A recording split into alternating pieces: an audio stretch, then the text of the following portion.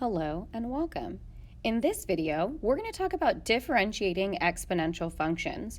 We're going to start by proving what the derivative of e to the x is. Even though we have proved that using the limit definition, we're now going to prove it using logarithmic differentiation. And then we're going to extend that idea and the idea of the change of base formula so that we can figure out how to take the derivative of an exponential function that's not base e. How do we find the derivative of 3 to the x, or 3 to the 6x, or 3 to the cosine x? And then we're going to work through some practice problems and then wrap up this video. So let's go ahead and get started. So when we discussed limits, we used the limit definition of the derivative in order to find the derivative of y equals e to the x. What I'm going to encourage you to do is use what we learned in the last video, logarithmic differentiation, so taking the natural log of both sides and then using implicit differentiation to go ahead and do that with y equals e to the x here. You should know what the final answer is because we do already know what the derivative of e to the x is, but go ahead and pause the video and work through this proof on your own. All right, hopefully you've had some time to do this. So the first thing I'm going to do, actually I'm going to show an extra step here. The first thing I'm going to do is take the natural log of both sides, and then I'm going to drop this exponent down, and then I'm going to notice that natural log of e is just 1. So I actually haven't done any calculus yet. Everything so far has just been algebra 2 work here. So now I'm going to take the derivative of both sides with respect to x. I'm going to give myself some more room here.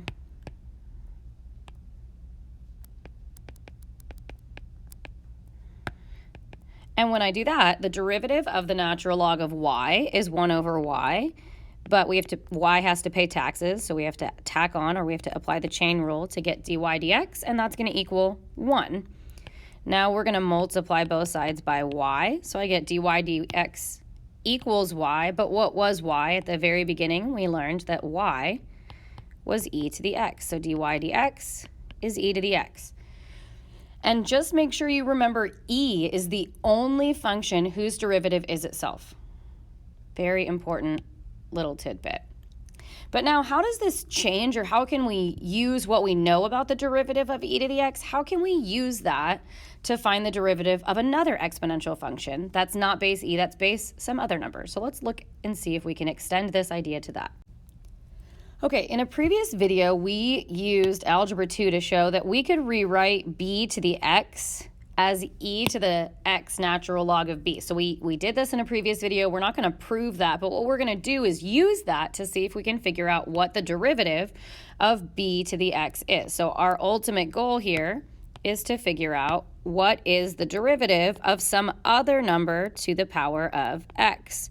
And how we're going to do this is we're going to look at the derivative with respect to x of something that is equivalent. So if we start by saying b to the x is equal to e to the x natural log of b, then we can work through and see where we get. So we're not going to change the left-hand side at all. That's what we're trying to figure out. We can take the derivative of e to the power of x natural log of b by using the chain rule. So the derivative of the exponent, x natural log of b. Remember, natural log of b is just a scalar, just some number. So if I am multiplying that by x, the derivative of x is 1. So in front, I'm just going to have this scalar times e to the x natural log of b. Now, we already know that e to the x natural log of b, that's actually what we started with. That is b to the x. So this is equal to natural log of b times b to the power of x. And that is our derivative of an exponential function. Now, if there was something else happening in the exponent, we would have to adjust accordingly, right? We'd have to multiply that by the derivative of whatever that exponent was. So if it was b to the u, well, actually, let's look at a concrete example here. So what we're saying is, if we had the derivative with respect to x of 3 to the x, this would be equal to natural log of 3 times 3 to the x, based on this formula that we just derived, or based on what we just proved here. Let's pretend that instead of just being 3 to the x, it was 3 to the x squared. So now we have a chain rule situation. So we're going to start the same way. We're still going to have natural log of 3 And we're still going to have 3 to what was there, but we're going to have to multiply that by the derivative of the exponent, so the u prime. If we think of this exponent as u, I'm still going to have 3 to the u, but I'm going to multiply in the end by u prime. So we're actually going to do the exact same proof in a slightly different way because we just talked about logarithmic differentiation, and I kind of like to show things in multiple ways when we can. So here we're just going to start with, we know that we're going to look for what the derivative is of b to the x. So let's let y equal b to the x. And then what did we do in our little warm-up when we looked at e? We natural logged both sides. So the natural log of y equals x times the natural log of b. And now I can take the derivative of both sides with respect to x. And if I take the derivative of natural log of y, I'm going to get 1 over y dy dx. And if I take the derivative of x natural log of b, I'm just going to get natural log of b because that's just some number, and x, the derivative of x, is 1. So now I can multiply both sides by y, so I'm going to get y natural log of b. And what was y? Y was b to the x. So dy dx equals b to the x times natural log of b. So same exact result, different versions. So let's kind of summarize what we just proved and saw, and then work through some practice problems. All right, so in review, we already knew this, but today we proved it again. The derivative of e to the x is e to the x. If there's some other function in the exponent, we just need to make sure we multiply e to the x by that power, or e to whatever was there, e to the power of stuff times the derivative of stuff. So e to the x squared would be 2x, that's our derivative of our exponent, times e to the x squared. And then we just showed how to do this if we have a base that is not e, that is some other number. So let's go ahead and practice. If we look at number 1, we're going to take the derivative of the exponent, which is 4x. The derivative of 2x squared minus 1 is going to be 4x, and we're going to multiply that by e to the power of 2x squared minus 1. If we look at number 2, I'm going to just make a little note here. We have a product and a chain rule here. We just had a chain rule over here. Product and chain rule. So if I take the derivative of x, I get 1, so that's e to the 2x, plus x times the derivative of the exponent, which is 2, times e to the 2x. So I'm going to just clean this up a little bit. I could just say e to the 2x. Here, I'll write it two ways. E to the 2x plus 2x e to the 2x. In future videos, we're actually going to talk about how it might be more helpful to have that factored, because eventually we're going to start setting our derivatives equal to 0, and it's going to be easier to solve it this way. But either of these two answers would be acceptable. All right, for number 3, we're going to be using this property, actually the one with u, this property here. So the derivative with respect to x is going to be u prime, which the derivative of natural log of x is 1 over x, times 3 to the natural log of x times the natural log of 3. Let's rewrite this and try and make it fit here. I'm going to write natural log of 3 over x times 3 to the natural log of x. So just applying this property here. The order doesn't really matter because it's all multiplication, but make sure that your parentheses and your fraction work, that it's all really readable.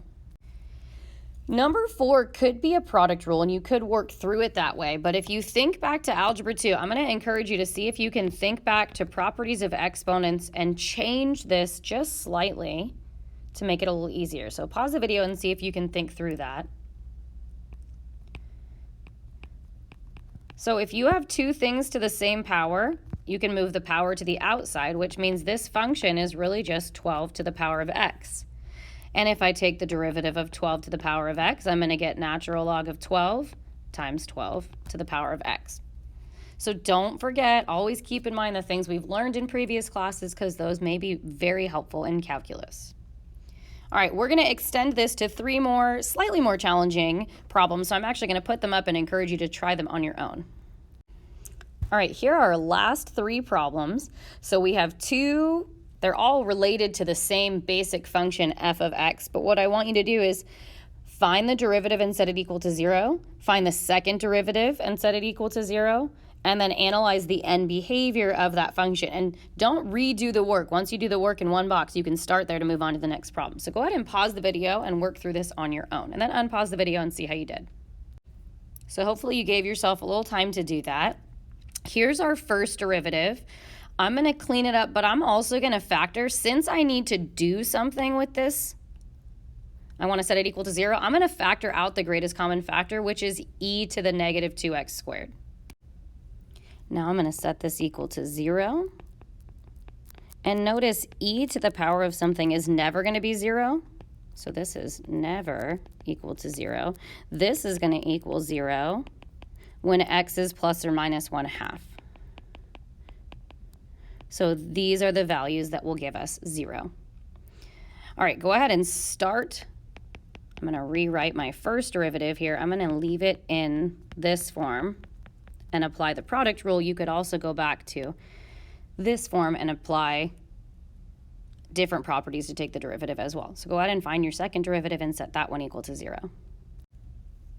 All right, so I jumped in a couple steps. Here's the first derivative, and then I'm going to factor out, here's the derivative, here's the first derivative, here's the derivative of that. I chose to use the product rule, and then I'm going to factor this out of everything. So that's going to take this x, and it's going to change this -8 to be a +2. That's where this +2 is coming from.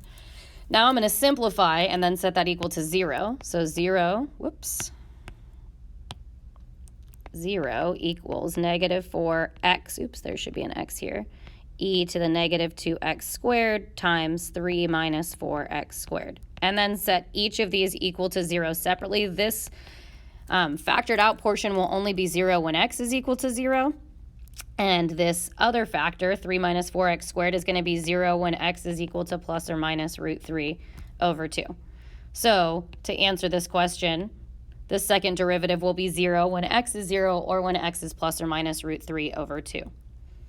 And then just because I don't want it to be too long in between us talking about limits, number 7 is asking us about the end behavior, which is asking us to look at the limit as we approach infinity and the limit as we approach negative infinity of our function, x e to the -2x squared.